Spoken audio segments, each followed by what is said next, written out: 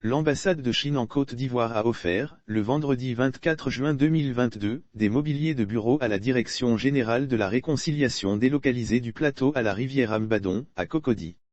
Dans le cadre de la coopération sino-ivoirienne, l'ambassade de Chine en Côte d'Ivoire a rencontré le ministre de la Réconciliation et de la Cohésion nationale, Kouadio Konan Bertin, KKB, et a offert des mobiliers de bureau à la Direction générale de la réconciliation délocalisée de la Tour à Haut-Plateau, pour un nouveau local à la rivière Ambadon, dans la commune de Cocody. L'ambassade de la Chine disposée à épauler le ministère de la Réconciliation. Cette initiative de l'État chinois démontre que le processus de réconciliation en cours en Côte d'Ivoire intéresse l'Empire du Milieu. L'ambassade de la République populaire de la Chine se dit disposée à épauler le ministère en charge de la réconciliation et de la cohésion nationale en Côte d'Ivoire.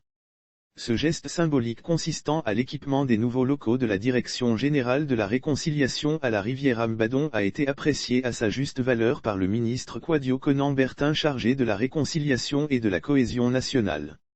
Le premier conseiller de l'ambassade de la Chine, Zhu Kangning, a exprimé sa satisfaction et l'engagement de son pays à soutenir la Côte d'Ivoire en termes de réconciliation des fils et filles de ce pays.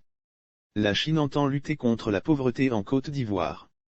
La directrice générale de la réconciliation est heureuse de recevoir ces mobiliers de bureau pour sa part. La directrice générale de la réconciliation, Madame Simone Ayri, s'est dite heureuse de recevoir ces mobiliers de bureau dont elle entend prendre soin.